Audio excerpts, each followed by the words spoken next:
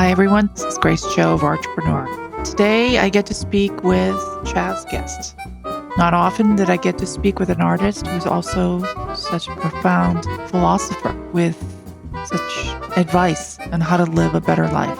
Chaz is a renowned American contemporary artist, and he's celebrated for his vibrant and emotive works that blend traditional African aesthetics with modern artistic sensibility.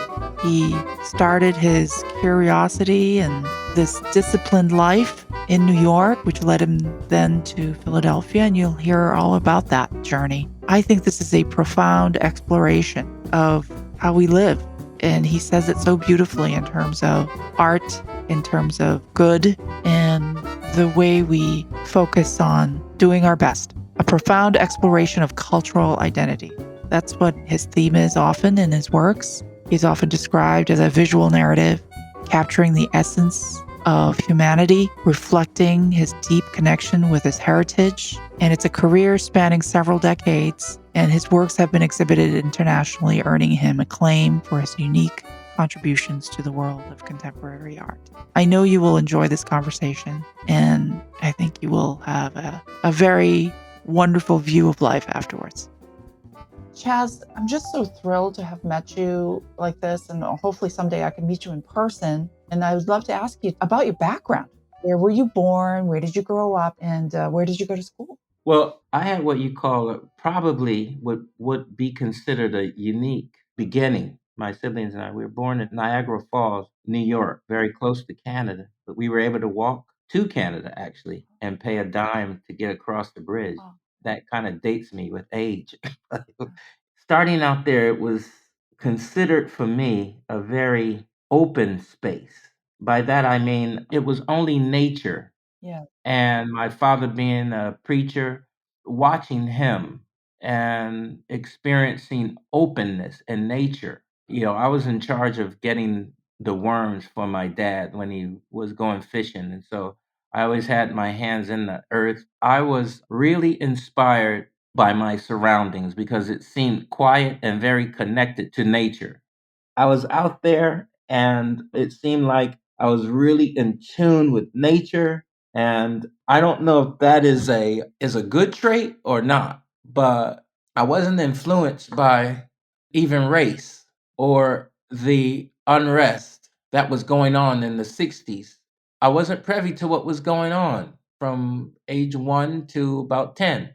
So that puts me at a very interesting position, being that after 10 years old, my mom moved all of us to Philadelphia, which was the inner city of Philadelphia. And there it seemed as that life started. I started to learn about music and be sort of plugged into what was actually happening. Mm. And artistically, it was very loud because it came to me so late, like music and literature and just things like that. And it was just loud because I was not doing that while we were in Niagara Falls. Life started early on, because I was able to see, I was able to look at things and really analyze them to the hilt. That's the kind of kid I was. Were you drawing and doing art as a kid as well? Well, I always liked to color, like, and Mm. my sister would have certain rules for me when I was a kid. She's like, never color outside of the shape, so she had me always tracing the shape and then coloring inside. I guess that's where it all started. Then I fell in love with the Peanuts and Fred Flintstone, and I would sketch that all the time. And then what's really funny, I should actually make some paintings of this one day. There was this drawing that would come in the newspaper or the magazine that said, draw this deer and win $50. Or it says, draw this lumberjack and win $50. Oh, that's great. I will tell you the honest truth. I wasn't even interested in the money. I was interested in the challenge. I didn't even know what $50 was. I wouldn't even know how to spend $50. I don't know. But $50 wasn't the question. It was just that I felt the challenge of it all. And I used to draw that lumberjack and that deer so much. Oh, that's so cute. It was so funny because I think my mother sparked this competition in me because I would always challenge my brother as to who could draw it the best. Oh, cute. That's so fun. And he always won. Oh. So it was like really funny that by the time we moved to Philadelphia, And my mom was alone with 9 of her offspring, and we were in the inner city of Philadelphia. This is where I think that my being able to live as an artist comes from my personality. Because when we moved to Philadelphia, I looked at my mom with 9 people in the house. Like I could never ask her for like $2. Wow. So that's my personality, isn't it? Yes. And so in that personality, now I have to go outside and ask my older brother's friend Rudy if I can work at the bread shop with him so I could make a couple bucks to buy a ball or some checkers or the things that I need to make stuff. Mm. And so instead of asking my mom, it was natural for me to work for my money to get what I needed. And I was only 11 Mm. in the city. So I'm telling that story only to say, sometimes hustling have a negative connotation to it, but in this case, I'm not using it like that. I just learned how to provide for myself. You're self sufficient. And I think that the success of my artist life is exactly the same. Right. But now I've been sort of like a friend of my vibration as it applies to nature and universal vibration that some people can manifest more powerful than those who do not recognize it. Mm. And I think that I'm just one of those people that have always been a friend and also cognizant of nature. That's very curious, observant. Always curious. I learned how electricity worked from that curiosity. But how can you switch on a light and that thing comes on in a nanosecond? And I was very curious, even when I was 11, 12. And so that led me to ask questions. So that's another part of the success of what I'm experiencing. I ask a lot of questions and I dig in. So I actually waited for the electric guys to come in and fix the street, and I'd bug the hell out of them for like half an hour, question after question. But I learned about grounding. All these wonderful skills all starts from childhood. Yeah, it's the personality. It's what you grasp towards. Some people go the other way. They think they can steal stuff or lie and cheat, kill or snatch purses to get there. But I just wanted to use the good vibration of our universe. I always credit mothers. And God bless your mother for raising 9 kids. Yeah, but I have to give my dad a lot of And that. your dad, too, of course. He had his issues from the war.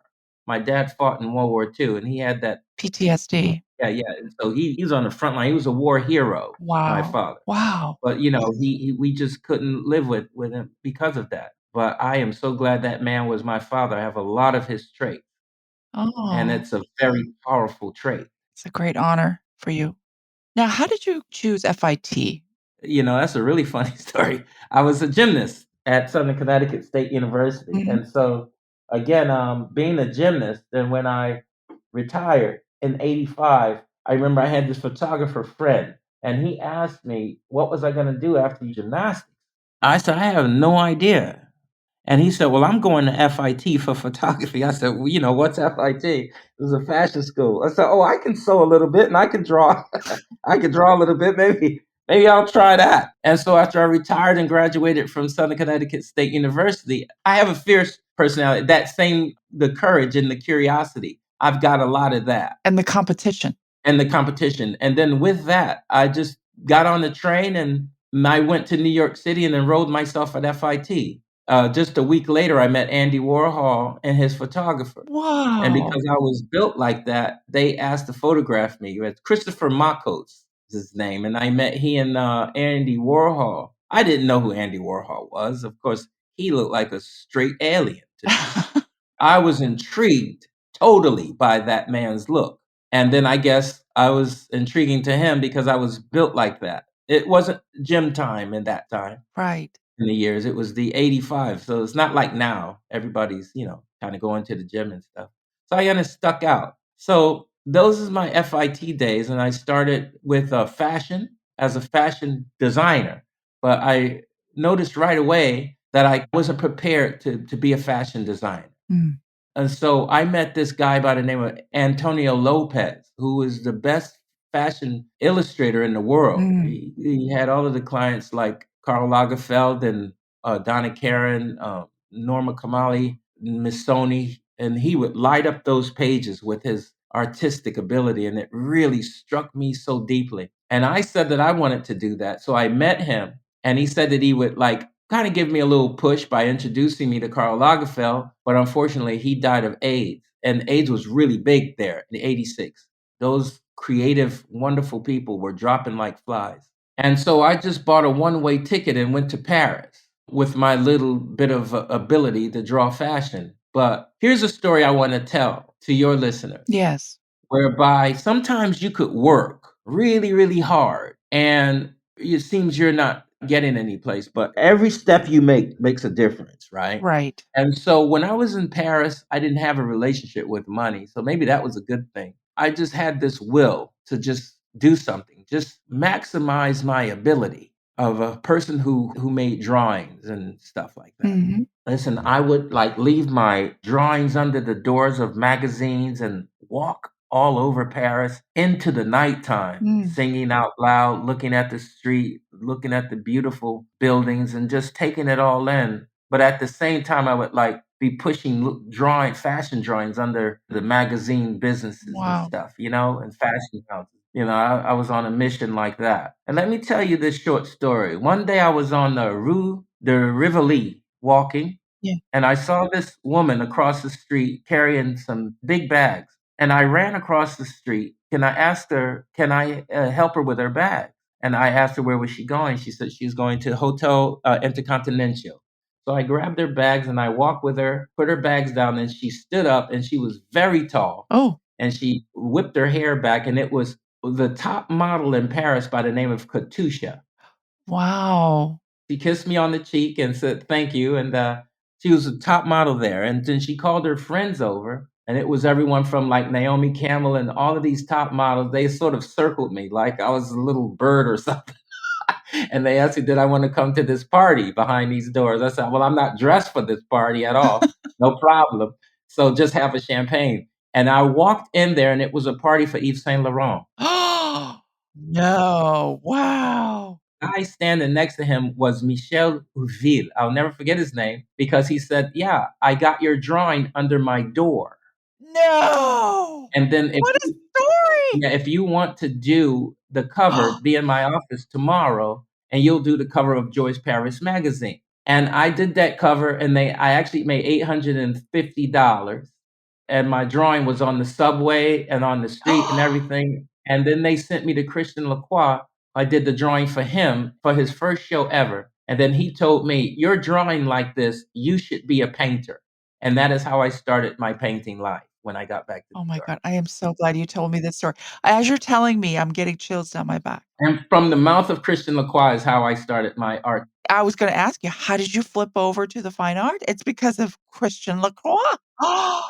Here is why I tell this story. Is because sometimes you just need to be of service Yes. to reach your goal. Mm. Just be a good person.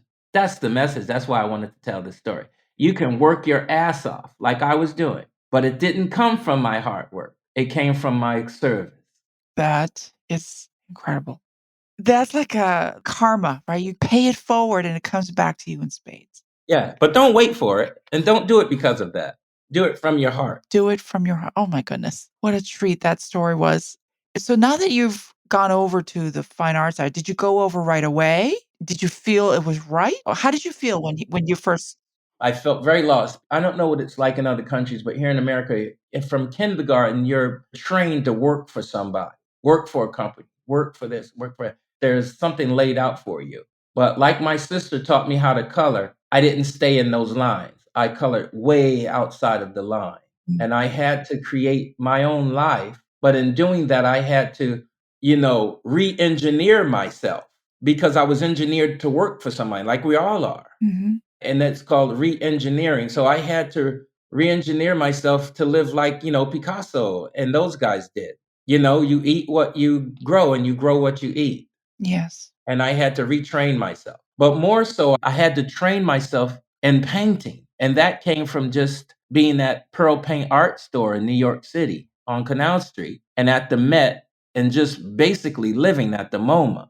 So when you heard those words, you had tried so hard to become a fashion illustrator and you have these very famous designers You made the Yeah. cover of the magazine, and what a twist of fate that is. That's like destiny, right? Everything happens for a reason. You get to that point, you're at this high, and then all of a sudden, there's this fine art challenge in front of you. Yes, and it was a challenge. And did you take it like, "I'm gonna go do this right away, and I'm gonna" Well, I had to figure out how to survive, right? Yes. So what I did, I used my abilities. First of all, I got used to good food and wine when I was in Paris. Of course. So the first thing I did was I found my favorite restaurant, which was on 83rd and Park Avenue, believe it or not, very bougie. Mm. And I asked him, "Can I do some fashion drawings of people eating in this beautiful restaurant? And all you have to do is not charge me for your dinners." That is how I learned about Chateau Margaux wine. And Yes. This is that 10-year-old child. yeah, I told you, It's the I'm same exactly thing. the same. And I manifest my wife sitting right here. She's perfect, Oh, you know? And I manifest everything. I manifest everything in my life because I chose to be good. I'm intrigued by the persons of the good heart. I'm intrigued by that. so everything that comes out of your mouth is poetry. It's so profound.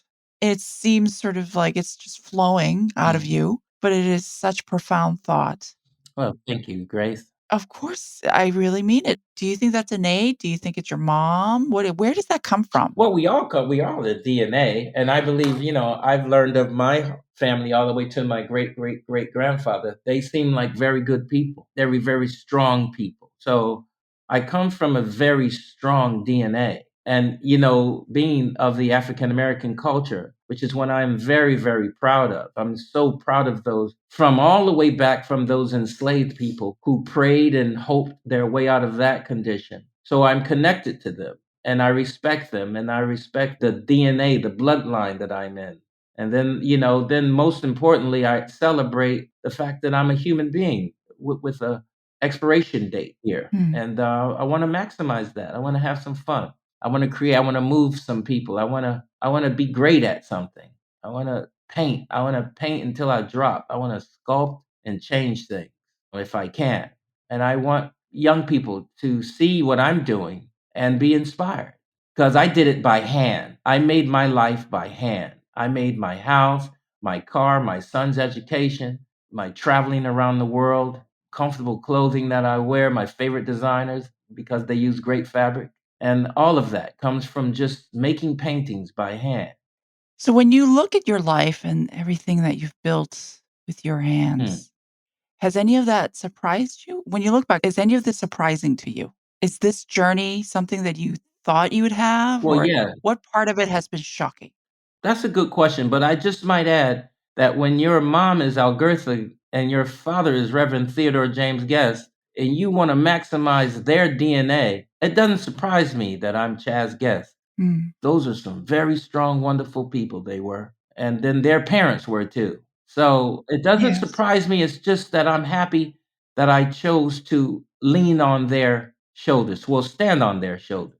It surprised me of the navigation through the art world because it's just so complex. Yeah. And if you can just think about what it's like to make a painting of a blank canvas in front of you and then have someone buy it. Wow, that's a trip. That's surprising to me. It took me that was about 34 years ago, but I remember first person's buying my paintings. I was quite I was quite surprised. Do you remember that experience, that first painting that you sold? Oh, well, yeah, I was completely shocked, because I was going to the dojo and I walked in the gallery on Spring Street there in Soho. The guy name was John, the guy's name. He called me in there and he said, "Look on the wall." And I was like, "Well, where's my Coltrane painting?" He said, "Oh, it's sold." I said, "Oh, really? That's great."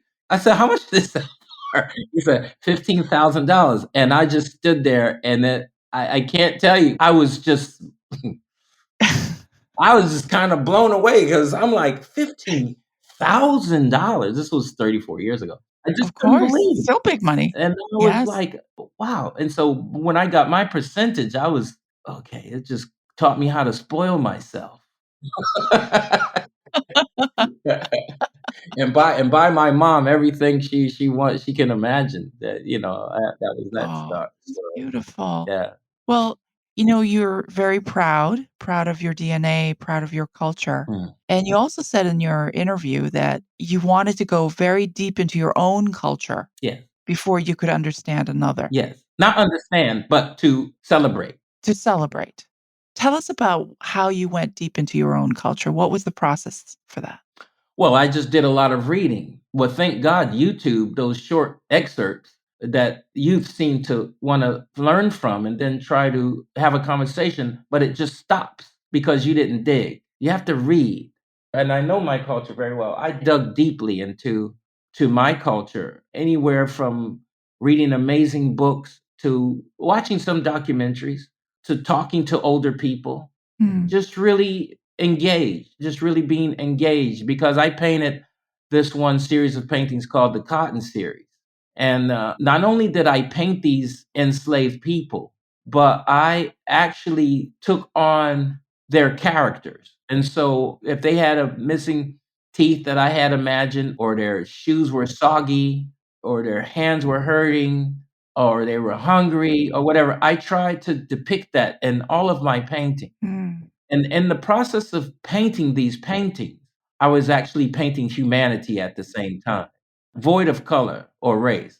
I actually dipped into humanity, the human being. And just like that electricity that I told you about, when I was a kid, I dissect the same way. That makes perfect sense now because when I look at your work, it's not just a person, there's a depth. You're capturing the soul of the subjects. The soul is what I'm after. The energy of the person, the soul of the person, or the thing. It could be a soul of a plant, or of the soul of music. Like I want to capture sound on canvas. I want you to see the sound, whether it's Rachmaninoff or if it's the great Miles Davis. I want you to see it, feel it as you're looking at this canvas. Are you able to explain how that works for you? I have no idea. Interesting. But I tell you one thing, I believe that when you're a friend of the universe, that's the stuff that it grants to you. Right. You can't figure it out. Well, you can't figure out how we're standing in one spot and the earth is spinning as it is. Right? That's a great analogy. Right? But I have to tell you this story really fast, and it'll tell you how that energy works. You asked me about my first painting, but I forgot about one painting. As I was painting Charlie Parker on Sullivan Street in Soho, because my apartment was too small. Uh-huh. It was filled up already with paintings and stuff. So that sunny day, I elected to paint on the sidewalk, and I had my earphones on, listening to music, and I feel a tap on my shoulder, and it's this Italian guy. I'll never forget his name. His name was Riccardo Bovelli, and he touched me Mm. on the shoulder, and he said, "That's a beautiful painting." Then I said, "Thank you." I put my earphones back on. He tapped me on the shoulder again, and he goes, "Would you sell that painting?" I was like, "Hmm." Uh, I think so. Yeah. And so I put my earphones back on, and he tapped me on the shoulder again. And he goes, "How much do you want for it?" And I said, $5,000. Now this is before the $15,000 because I saw that price on West Broadway on the art galleries. Oh. So that's the price that popped in my head. I said, $5,000, and then I had the audacity to put my earphones back on. Like I didn't care. He tapped me on the shoulder again and he goes, "I'm buying that painting." I said, "Okay." Now Wow. mind, That's I'm like right outside my door. I had to go up 2 flights, no, 3 flights yeah, to my yeah. little apartment, my little box of an apartment. And I go, "Well, Ricardo, I live right here. I tell you what, I really want to finish this painting, put a little bit of things on it. So, but if you give me $500, I'll be good with that right now. And let me just give me a couple days to just work on it." And so I took him upstairs. I said, "This is where I live." And so he gave me $500. He leaves. When he leaves, I run out immediately. And I said, "I've got to find a place to show all of my work. I have to find a basement of some sort so I can hang my other works and then invite him." So I'm walking down Spring Street Uh-huh. looking and wondering who could loan me their basement. And I hear my name called out loud and clear, "Chaz Guest," like that. Uh-huh. And I turned around and I see this tall European American guy, this tall white guy with a big mustache. And I go, how on earth does this man know my name? I don't know him from Adam's House Cat. And so he goes, you were one of A.B. Grossfeld's gymnasts. And I'm like, what? Wow. Gymnastics now has followed me to New York City, and I go, "Oh, I remember you, John. You used to sell," and we both said at the same time, "Spieth Anderson gymnastics equipment." So we chopped it up a little bit, and I said, "Now, what are you doing here in Soho, in New York City, on Spring Street?" He said, "Well, I'm opening up this art gallery right here." Get out. I swear. Oh my, And then I was staring at the gallery with my mouth open.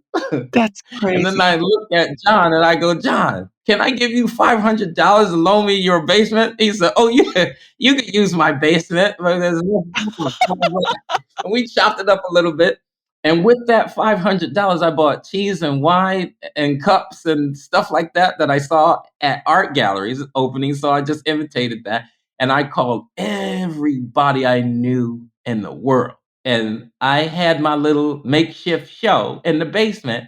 The line was around Spring Street on Oh my good. What year was this? Do you recall? 1992. 1992. And so here comes Riccardo Bovelli. Hey, that's my painting on the wall. He said, nobody's buying that. It's yours. And he bills me off $4,500 in front of everybody. Whoa! I offered John $2,000 and he goes, no, no, no, I don't want your $2,000. What I do want though is to sell art with you for the next 3 years here on Spring Street. And that is how I started my career. That's that is the wildest story I've ever heard. This is like a movie plot. It is a movie plot, but guess what it's all about? It's about being in vibration with this great universe. Let them know that you recognize that power and don't ask for anything, just do. It loves busy. It loves busy. I have to say though, there's a higher power above you, Chaz. Well, yeah, it's gonna get better now that I met Yuko Sumida. Steered me right to this lovely lady right here. Your wife's name is Yuko Somita. Guest. Yes, of course. And she's originally from Japan. Yeah, Kumamoto. In Yeah. Kumamoto. I will have to speak Japanese with her someday. She danced with Michael Jackson for 6 years. No. And now she has her own company these days called Cellulum, where she's in the beauty business. And our energy came together with that vibration too. How did you meet your wife? Well, I met her because she came to my friend's photography show in Tokyo. Oh, But it was the thing about the discipline that one recognized when you're from the same planet. You know, when you're beat up like that and you keep going by any means necessary, I was able to chime into that vibration she had like that I had not yet run into. now you had told me, I'll call them superpowers. There's this core strength about you. You're just lovely and charming and these wonderful stories, but there's a very strong center. And I wondered about that. Do you think it comes from karate or bushido or Well, it's all mixed up in there. I have to tell you, when I was a kid, and remember my dad was a minister at church. yes. You don't know how difficult it is to sit in front of the church, hungry and sleepy, and not able to do either eat or sleep. That is like monk level. And that's how I grew up. Mm, That's how we grew up as children. We were made to sit up straight and we were stuck because black church is long. I don't know about any other church, but black church, they keep going. mm, I believe that some of my discipline comes from that. And of course, karate, Kyokushin karate. mhm. And then that steered me into gymnastics. That's crazy. And then back again to Kyokushin karate. And then ultimately turning yourself into one that paints for a living. Wow, what a crazy turn of events. Crazy, but not crazy, actually. They all take a certain kind of mental strength and, discipline. A certain kind of mental strength. But also, I want to add that when you recognize that you're here only for a limited amount of time, what are you going to do with that time? Yes, What they want to train you to do is to just work every day for a certain machine. And I'm not interested in that. And you have to remember that man did not make you, right. God made you, nature has made you. Mm. And so you should listen to that more. Now, I wanna hear the story about how you convinced the president of Gambia to change the name of an island. Oh, that was funny because he invited me there. Remember I mentioned the cotton series? Yes. So the president there at the time, I don't know how that works, but there was a gold envelope and it was so beautiful. And I knew something was strange. But when I opened it, it was a straight invitation to the Gambia, West Africa. Wow. And just respond and everything is will be set up for me and blah blah blah. So I had almost to the note, to the last painting. I painted the cotton series for 10 years. And it was all of these.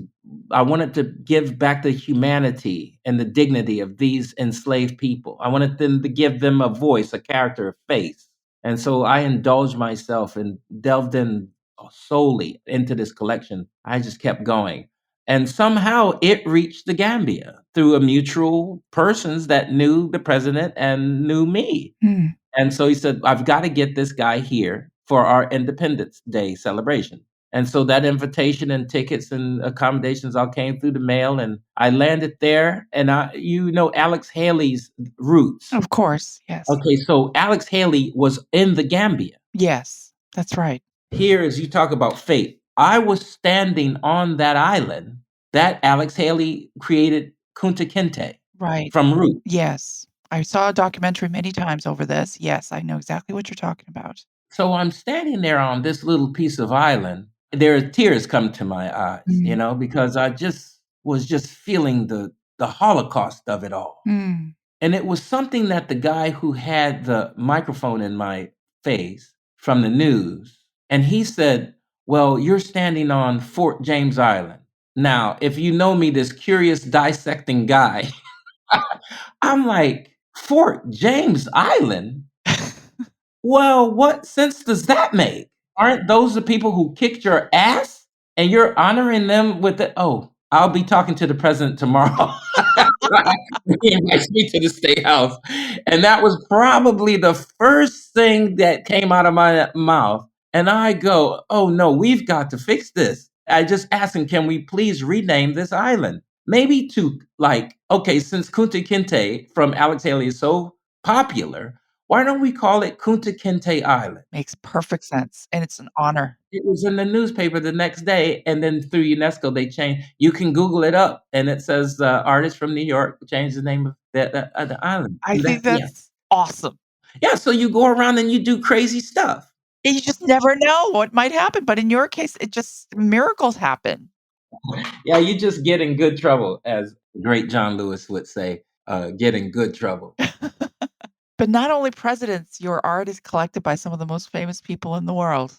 Well, that doesn't have leverage with me because I understand all of that too much. And I would treat someone of much less fortune the same way. Yes, I believe that Mm. 100%. Here's what I will say. When you have some of those people that have seen everything, have eaten everything, wore everything, know everyone, when they then look at you and say, that's interesting, that's a beat that I'd like to feel. Of course. Because then you know that what you do is maybe it's a little special. A little more than little special, I would imagine. Okay. Now, you talked about the commonality of human beings, and you've had the great fortune to travel around the world. That combined with what this I think you mentioned a world art project? Mhm. So tell us more about that.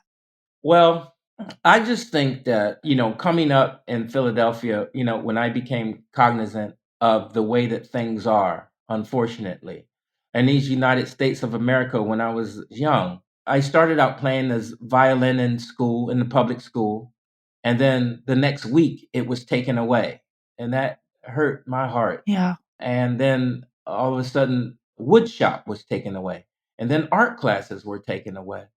And what was in its place was drugs planted in our neighborhood. Yeah. And then also they gave Chinese people loans. The banks gave Chinese people loans to open up shops in our neighborhood and would deny us loan Oh, at the bank. Now this is the United States of America. right. So early on, I knew that was under attack by my own country. And, my dad fought in World War II. He was not given a mortgage to buy a home for us Mm. until he moved to the edge of Canada to do so. And then I watched my mom fight not to be on welfare, and she would work through the night. I hated watching her go to work at night in that white uniform. Mm, I absolutely hated that. And the United States was not here for us. And they were trying to kill us, as they still are. When you plant drugs and this kind of thing, Lord knows the music now that they promote, and it's just a horrible reality. yeah. It's almost like a divine comedy. And it's sort of like you have to search for the things that work for you. There are some good people in this world, Mm, and you have to search for that to fight through, but it shouldn't necessarily have to be so difficult. It's difficult for everybody, but you can't imagine what it's like to be black in this country. It's phenomenally lopsided. You just have to find a way. So, to go back to your question, given all of that, you still have the heart to search for the commonality of human beings, and you're using art to promote a certain message. right. I watched art be taken right out of my hands as a child. I'm very pleased and honored and totally grateful of the things that I have today, but mainly that I'm able to paint for a living. I'm truly grateful. Mm, But I have to say, I can't be grateful to the United States of America for that because they took it away and they dared me to be so awesome. And I had the strength through my parents and my tenacity to overcome that. But I think about the other kids coming up. Who are they going to read on? Maybe they weren't so lucky to love their grandmother and grandfather or know about their great grandparents as I do. Maybe I'm the one to show them that way.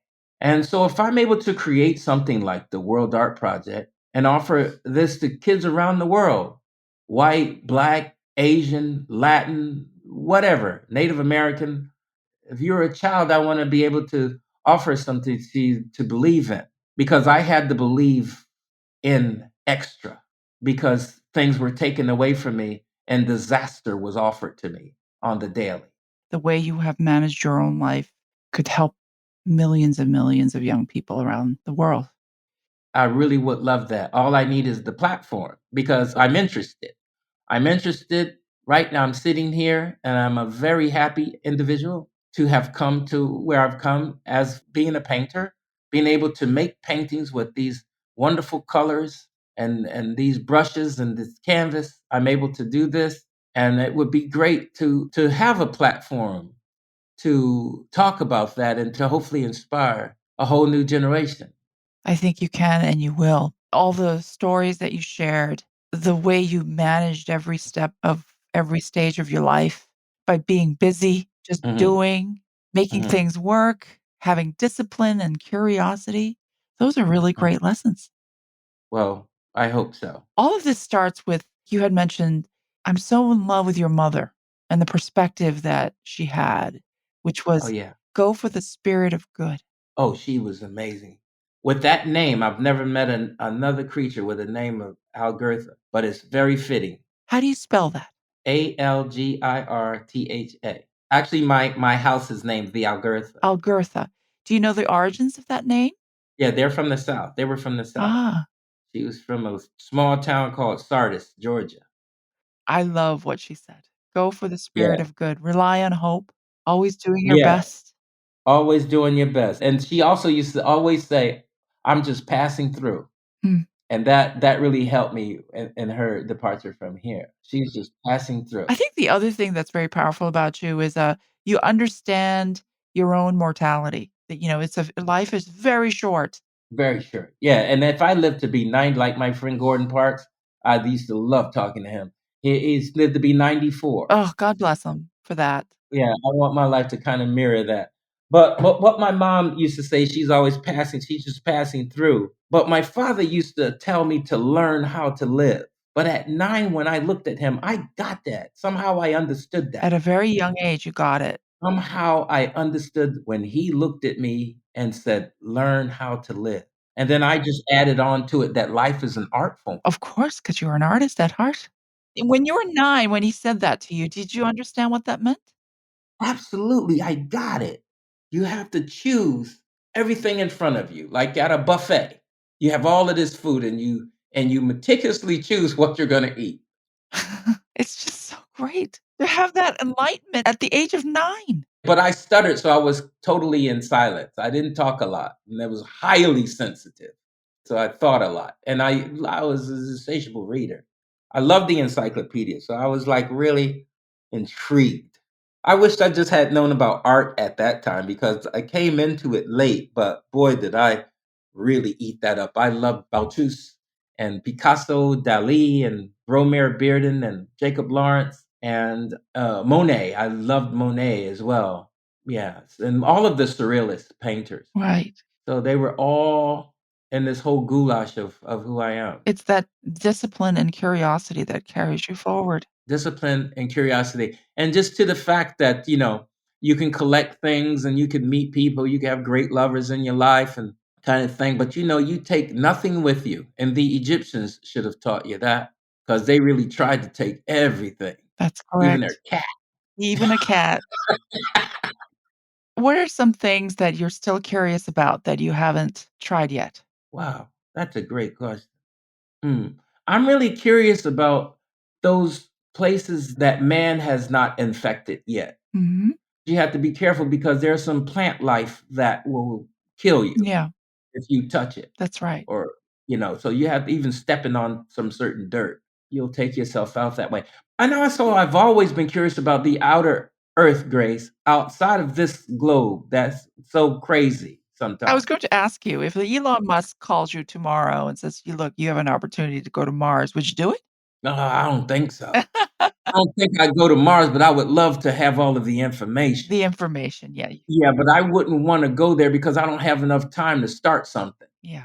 If he asked me when I was 5, yeah, that would be different. Yeah.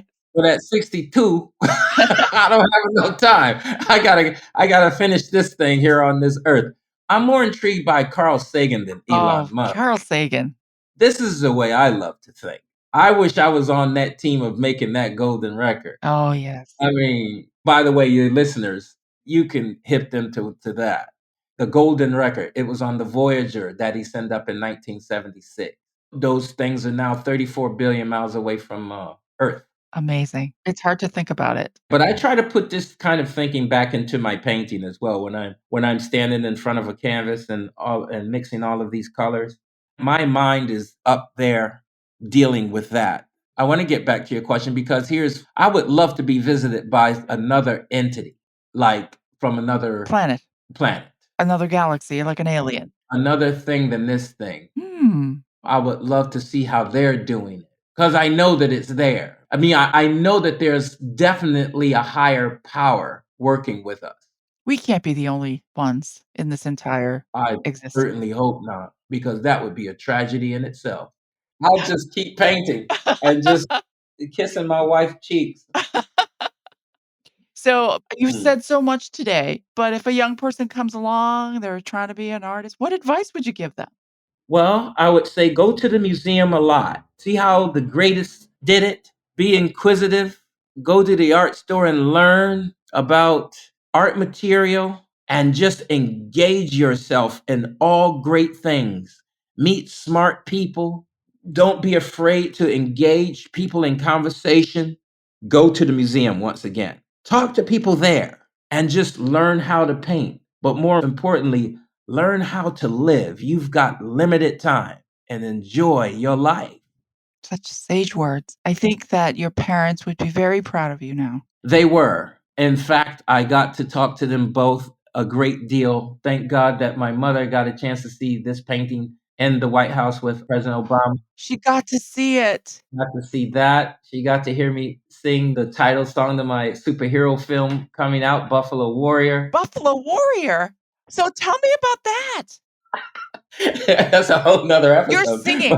Oh yeah, my buddy, he's a music producer. He got me in the studio, and I actually sung the track to the superhero film. And my mom got a chance to hear it on her sick bed. And my sister said she woke up and said, "Is that Chaz singing?" So Ah! that does my heart really, really good. And we were in a book together called Sacred Bond: Black Men and Their Mothers. And my mother probably bought a million copies of it, As she should. tossing them out. That's No, so fantastic. Well, she got a chance to see some stuff, and I got a chance to buy her a house with my painting. Oh, So that was really I great. think that's the best achievement. And I'm really happy that I got to spend 50 cognizant years with Albertha Guest. I can't complain, you Yes, know? she's a lovely person, a beautiful person, Very different. very different. Besides Buffalo Warrior, what are some upcoming projects that you would like to tell the world about? Well, immediately I have the Freeze LA coming up, Mhm, in which I'll have an open studio. And then we finally have a script for my superhero, Buffalo Warrior. We'll be shopping that around mhm. with my producer. And I'm going to continue to dive into Japan deeper and deeper. And then I would love to have a very big exhibition this year. One that I had like on the level of Vito Schnabel. I had a great show with him in 2022 in New York City. Mm. That was really a phenomenal show. And I want to probably mirror that this year with a gallery and show my new paintings of, I'm inviting myself to my 11-year-old self, and I'm painting my experience on Millick Street in West Philadelphia, like the ice Oh. cream truck, making my go-karts out of old wood Oh, and that's crates and skate wheels. oh, I can't wait to see that. Yeah, Queen Latifah just bought the last one I had here up on my own wall because I loved it very much. I was able to actually capture the row of houses and those boys on the street playing a game called Scully. Oh, And I loved that painting so much, but she loved it more, and I was ready to share it with her. So so she got it. yeah, and so but I'm gonna continue to paint in that vein and share it with the world. That's West Philadelphia. West Philadelphia, the magic started there. Mhm. But Chaz, I cannot tell you how much of a privilege and an honor it was to speak with you today. That does my heart well. It's been, perhaps one of the best conversations I've ever had. It is so Wow. inspiring. I'm grateful. I'm very, very I'm grateful. grateful to you. What a treasure you are to the world, honestly. Wow, that's big. Thank you so much. But I am really, really honored that you took the time here and you chose me to have this podcast with. It is my treat beyond anything you can imagine. So this has been a real honor.